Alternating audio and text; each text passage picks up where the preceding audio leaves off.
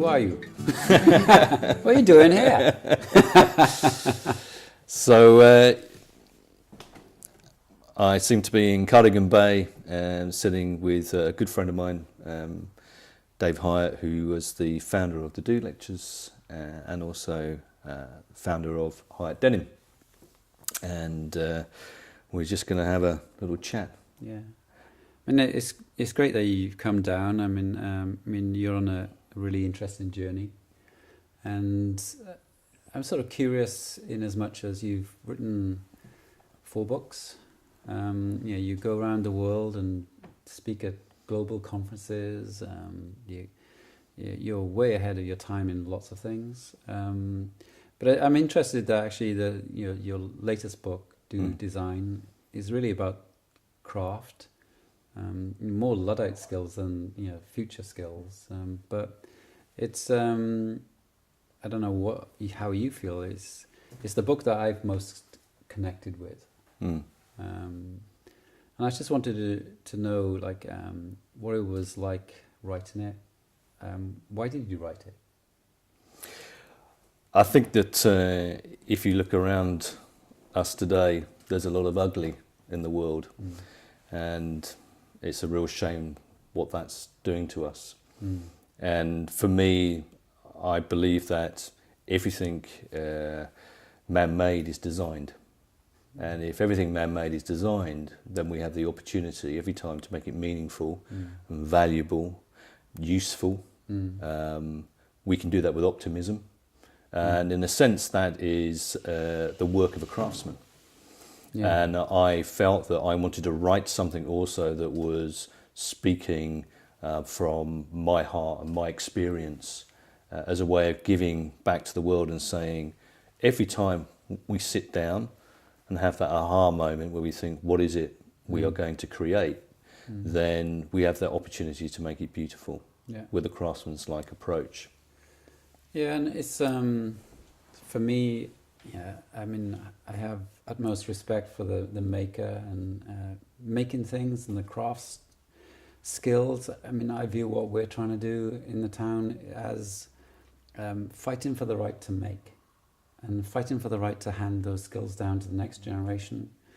So I think that's why your book kind of resonated with me, and you've often been described as lovingly disruptive. I mean, I'm curious about what that really means.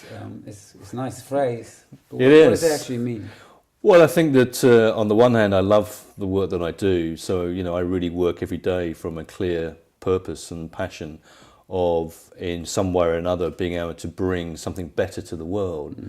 But equally, I think it's about how then I work with, my clients, my customers, in doing the one thing which is the hardest thing for them to do, which is actually, I think, find and discover new opportunity and to create what I would call a beautiful business. And sometimes, therefore, you have to change people's mindsets.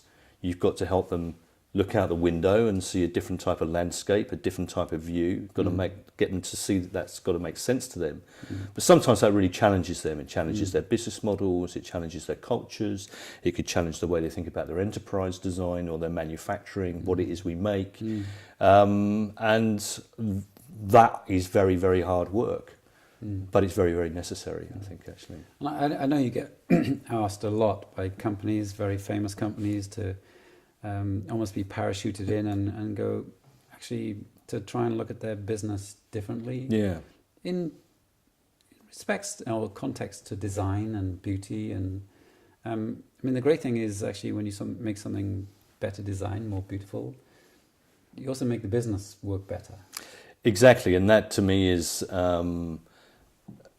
one of the things that I've always been very committed to, which is that idea about somehow there needs to be a trade-off between efficiency and effectiveness, whereas beauty and design allows you to create businesses which people love, that people love to come to work and work in and work for. I think that they create experiences, for their customers that people love so much that they will come back and again and again and again. And it's interesting that design actually as a philosophy and a practice is increasingly seen by many companies as a key opportunity for them to rethink what it is they do and how they apply that on a day-to-day basis. So yeah, I think the reality is that hard work ultimately means that you're designing a business that is actually going to be more successful and more commercially successful. And our research that we've been working on with our friends in Amsterdam recently demonstrates that to be the case. Okay. Yeah. Tell me a bit more about that. 'Cause Well, there's a very interesting company called Freedom Lab. I've known for about 2005. A lot of their work has been around sort of future scenario planning and sort of what the future might look like from a wide variety of contexts. So they've invited me to be a curator in residence of a beautiful business program. Okay. And that's pretty cool. yes, it was great. We recently invited 20 people from around the world who were institutional investors, manufacturers, people that were running a whole variety of different businesses, heads of innovation and sustainability.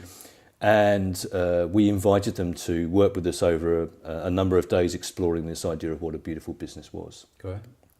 And how did that work? Did it go well? Or? It was incredible. I think that the institutional investor that came said that they want us to help them develop a tool which enables them to look at their investments and their portfolio through the lens of beauty. That's not to say that the numerical way of looking at and assessing companies is replaced, but they see this as a very core additive way. And for every company that we work with during those couple of days, each and every one saw that somehow beauty as a tool and as a process, as a philosophy, as a framework allows them to think fundamentally differently about how their business could operate going forwards. Thank you so much. That's all right. Pleasure. Thank you. Drop me an email when that podcast comes out. I will.